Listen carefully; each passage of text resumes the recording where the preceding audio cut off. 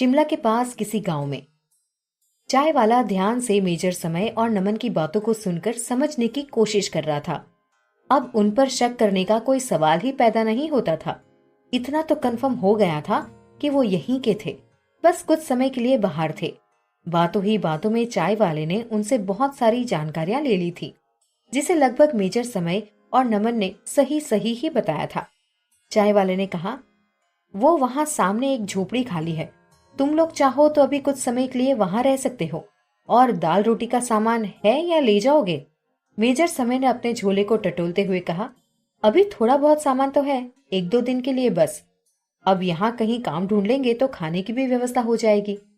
कुछ सोचते हुए चाय वाले ने कहा, वैसे मेरे यहाँ बर्तन धोने वाले लड़कों की कमी है, तो क्या तुम करोगे?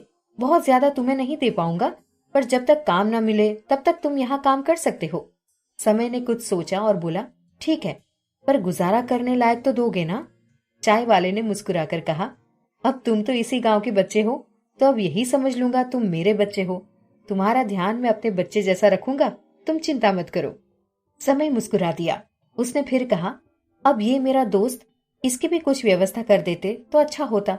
चाय वाले ने कहा, अभी तुम काम पर लग जाओ, वो गांव में वहां प्रेस करने वाला है, मैं उससे पूछ लूंगा। यदि तुम्हारे दोस्त को कपड़े प्रेस करना आता हो तो कुछ दिन वहां काम कर सकता है। मेजर समय ने नमन की ओर देखा तो नमन ने हाँ में गर्दन हिला दी, तो समय ने भी हाँ कह दिया। चाय वाले ने अपने गले में लटके चाबी के छल्ले से एक चाबी निकाली और समय की ओर बढ़ाकर कहा, ये लो उस झोपड़ी की चाबी, 20 रुपए रोज के हिसाब से। नमन ने समय की ओर देखा और फिर चाय वाले की ओर देखकर कहा, भाई अभी तो हमारी कुछ कमाई धमाई भी नहीं है, तो ये बहुत ज्यादा है, थोड़ा सा कम कर लेते। चाय वाले ने मुस्कुराकर कहा, मैं तो 40 रुपए रोज पर देता हूँ, पर तुम दोनों तो गांव के बच्चे हो, तो ये कम करके ही बता रहा हूँ। नमन ने अपना मुंह उतार कर कहा, ठीक है, अब देखते हैं गुजारा कैसे होगा। फिर दोनों अपना सामान उठाकर झोपड़ी की तरफ चले गए। झोपड़ी के अंदर जाते ही नमन एक्टिव हुआ तो समय भी दरवाजे की ओट से बाहर देखने लगा। नमन ने ट्रांसमीटर निकालकर ब्रिगेडियर को अपने वहां पहुंचने की इन्फॉर्मेशन दे दी थी। समय बाहर अपनी पूरी नजर बनाए हुए था। उन्होंने वहां रखी हुई लकड़ी ली और बाहर आ गए। लकड़ियों को जलाकर उन्होंने खाना बनाना चालू किया। तभी नमन ने रोटी सेकते हुए कहा, नंबर 3 और 4 आ रहे हैं। समय जो दूसरी तरफ नजर रखे हुए था, पलट कर देखने लगा। सामने देखकर उसके चेहरे की मुस्कुराहट चौड़ी हो गई। सामने से समीर और दिलजीत चले आ रहे थे। समीर मुस्कुराते हुए साथ के आदमियों से बात करते हुए आ रहा था, तो दिलजीत गधे की सवारी कर रहा था। उसका सड़ा हुआ मुंह ही बता रहा था कि वो समीर से अच्छा खासा नाराज है। नमन ने समय से धीरे से कहा, चाय वाला नजर रख रहा है। समय चौकन्ना हो गया। गधे वाले ने समीर और दिलजीत को चाय वाले के पास ही छोड़कर कहा, और राम सेवक कैसे हो? राम सेवक ने उसे देखा और कहा, राम राम भाई, बस ठीक ही हैं। चाय वाले ने उसके साथ समीर और दिलजीत को देखा तो देखते ही पूछ बैठे, ये दोनों कौन है? तुम इन दोनों को जानते हो क्या? गधे वाले ने उन्हें देखा और मुस्कुराकर कहा, बड़े दिलचस्प हैं ये। बस ये दोनों नौकरी की तलाश में आए हैं। हमारे गांव की तलाटी में जो असद भाई थे, बस उन्हीं के दोनों बच्चे हैं ये देखो उनके छोटे बेटे की हालत, बेचारा दिमाग से सिरफिरा हो गया है। बस उसी का इलाज कराने के लिए ये बड़ा भाई वारिस इसे लेकर आया था। पीर की दरगाह गया था कि ये जल्दी ठीक हो जाए। अब वापस आए हैं, पर देखो ना, इस लड़ाई झगड़े में बेचारे का घर ही टूट गया, तो मैं तुम्हारे पास ले आया। तुम्हें तो हर जगह की खबर होती है, तो इन बेचारों के लिए भी घर की व्यवस्था कर देना। चाय वाले ने हाँ तो कह दिया, पर कैसे होगा वो नहीं जानता था। गधे वाले ने फिर कहा, मुझे जरा जल्दी है, तो इन दोनों को तुम्हारे हवाले करके जा रहा हूँ, जरा ध्यान रखना। चाय वाले ने हाँ कहा और सामने की दोनों मुसीबतों को देखा। उसने मन में कहा, अभी तो उन 2 लड़कों के लिए रहने की व्यवस्था की है, अब ये दोनों की और कहाँ से करूं? मेरे पास तो बस वही झोपड़ी है। यदि ये भी उन्हीं के साथ रहने के लिए मान जाए तो शायद मेरा अच्छा भला फायदा हो जाएगा। कहाँ वो 10 रुपए की झोपड़ी के मुझे 40 रोज के मिलेंगे। वो मन ही मन मिलने वाले 40 रुपए को लेकर खुश हो गया। उसने वारिस को देखकर कहा, तुम वहां सामने झोपड़ी में रह लोगे क्या? वहां 2 लोग और है, पर वहां 6 लोगों के रहने की जगह है। यदि तुम दोनों भी उन्हीं के साथ रह सको तो तुम्हारी रहने की जगह है, वरना अभी तो फिलहाल और कोई जगह खाली नहीं है। समीर ने चाय वाले से कहा, तो वहां रहने वाले लोगों का क्या? हमसे कोई दिक्कत तो नहीं होगी? चाय वाले ने अपने सिर को खुजाते हुए कहा। उन दोनों लड़कों को मैंने आज ही किराए के लिए झोपड़ी दी है, शायद वो भी मान जाएंगे। चाय वाले ने सामने देखा तो समय और नमन रोटी सेकने में लगे हुए थे। उसने इशारे से समय को अपनी ओर बुलाया तो समय ने नमन को खाना बनाने का कहा और चाय वाले की तरफ आ गया। उसने समय को कहा, देखो ये दोनों बेचारे बच्चे भी रहने की जगह ढूंढ रहे हैं। इसके भाई की हालत देखो, वो बेचारा बोल भी नहीं सकता और दिमाग से भी कमजोर है। इसकी रहने की भी कहीं जगह नहीं है, तो जब तक ये रहने की जगह नहीं ढूंढ लेता तब तक किसी तरह अपने साथ झोपड़ी में रहने के लिए जगह दे दो। समीर ने समय की ओर देखा तो देखते ही मुंह बना लिया और कहा, पर देखो हम मुसलमान हैं और हमसे कोई बैर मत रखना। समय ने समीर की ओर देखकर कहा, पर इंसान तो हो ना, मुझे किसी से बैर नहीं है। जैसे मैं अपनी परेशानियों से जूझ रहा हूँ वैसे मैं नहीं चाहता कोई और जूझे। तो आओ हम सब साथ रह लेते हैं।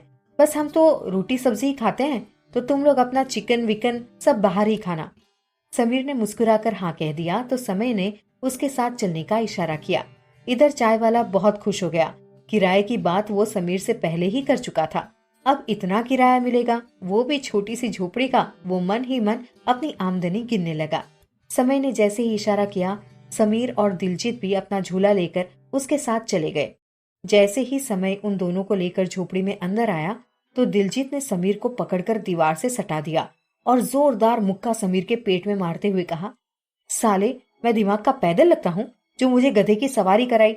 छोड़ूंगा नहीं तुझे, एक बार वहां रेजिमेंट पहुंचने दो, फिर तेरी अच्छी खबर लूंगा। समीर मुस्कुराता रह गया। उसने कहा, अब समझ में आया? और जो पूरे रास्ते तू मुझे परेशान कर रहा था वो क्या था? तेरे उन सवालों से तो मैं परेशान हो गया था, और जैसे ही तू उस गधे पर बैठा तेरे पास अचानक ही बहुत सारा दिमाग आ गया। शायद पूरा का पूरा गधे का दिमाग था।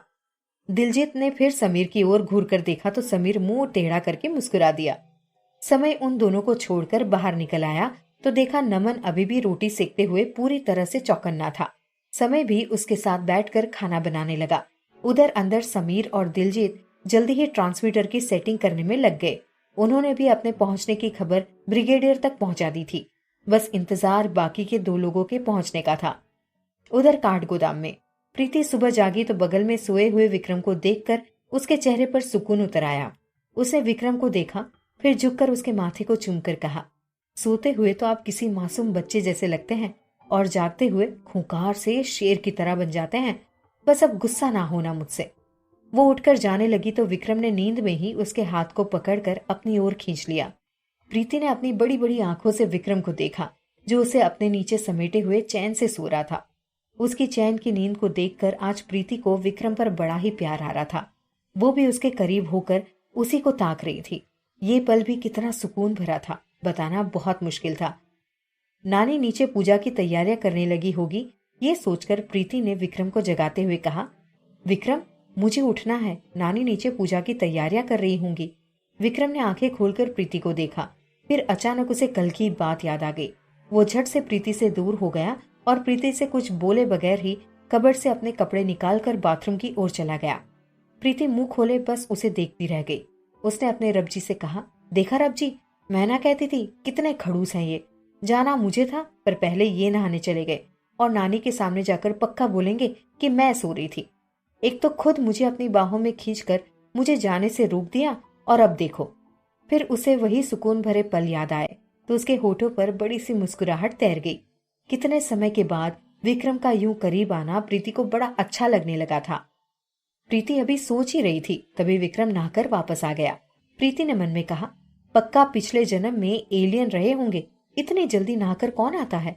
पता नहीं अपने गोरे रंग का कितना फायदा उठाते हैं, साबुन भी लगाते हैं या नहीं। विक्रम उसे बड़बड़ाते हुए देख रहा था पर वो कुछ बोला नहीं। उसने मन में कहा, तुमने जो मेरे साथ किया था वो मैं इतनी जल्दी नहीं भूलूंगा, पर मुझे 1 महीने के लिए बाहर जाना है, इसीलिए कुछ पल सुकून के मुझे भी समेट कर ले जाने हैं। फिर वो मन ही मन मुस्कुरा दिया पर उसकी मुस्कुराहट प्रीति को दिखाई नहीं दी। इधर प्रीति ने जब देखा कि विक्रम उसे ना तो देख रहा है और ना ही कुछ बात कर रहा है तो वो भी मुंह बनाते हुए अपने कपड़े लेकर बाथरूम में चली गई। विक्रम तैयार होकर नीचे आ गया और नानी के साथ पूजा की तैयारियां करवा रहा था। नानी ने विक्रम को थोड़ा उदास देखकर कहा, क्या बात है, आज प्रीति नहीं आई? विक्रम ने थोड़ा उदास स्वर में कहा, बस आती होगी नानी। नानी ने विक्रम का हाथ पकड़कर कहा, कुछ हुआ है क्या? इतने उदास क्यों हो? क्या कल प्रीति के बदमाशी के कारण परेशान हो? कल चंदू ने बताया था। फिर वो भी मुस्कुरा दी। विक्रम शर्म के कारण कुछ कह नहीं पाया। उसके गाल भी शर्म से लाल होने लगे थे। उसने मन में कहा, ये चंदू भी ना एक नंबर का पागल है, पूरा दिमाग से पैदल है। ऐसी बातें नानी से क्यों कही? वो क्या सोच रही होगी मेरे बारे में? अब यदि मेरे सामने आया तो उसका गला ही दबा दूंगा। जरा सी भी बात इसके पेट में नहीं पचती। उसने बात बदलते हुए नानी से कहा, मुझे 1 महीने के लिए फ्रांस जाना है। तब तक आप अच्छे से रहना और अपनी दवाई समय पर खाना। मुझे आपकी बहुत चिंता लगी रहेगी। नानी ने उसके लाल होते हुए गालों को देखकर मन में कहा, ये और भी कुछ कहना चाह रहा है, पर पहली बार है अपने मन की बातें मुझसे छुपा रहा है। नानी ने फिर मुस्कुराते हुए कहा, प्रीति को बता दिया या फिर उसे भी साथ ले जा रहे हो? विक्रम ने गहरी सांस ली और कहा, नहीं, वो आश्रम का काम देखेगी। मैंने अभी ही 2 नए प्रोजेक्ट लिए हैं और वो सिर्फ उसकी देखरेख में पूरे हो सकते हैं। वो काम बहुत अच्छे से करा लेती है। नानी फिर भी विक्रम के उदास से चेहरे को देख पा रही थी।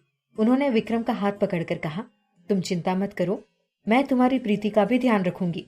विक्रम ने धीरे से हाँ कहा। उनकी बातों के बीच ही पूजा की सारी तैयारियां हो गई थी।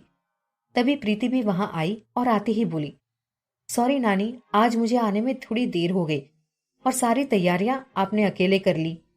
नानी ने प्रीति की ओर मुस्कुराकर देखा और कहा, कोई बात नहीं, वैसे भी तुम विक्रम की जाने की तैयारियों में लगी होगी, तो देर तो होनी ही थी।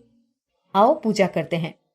नानी की बातें प्रीति के समझ नहीं आई, पर विक्रम के जाने की बात सुनकर ही उसका दिल जोरों से धड़कने लगा और वो भी बेचैन से विक्रम का चेहरा ताकने लगी।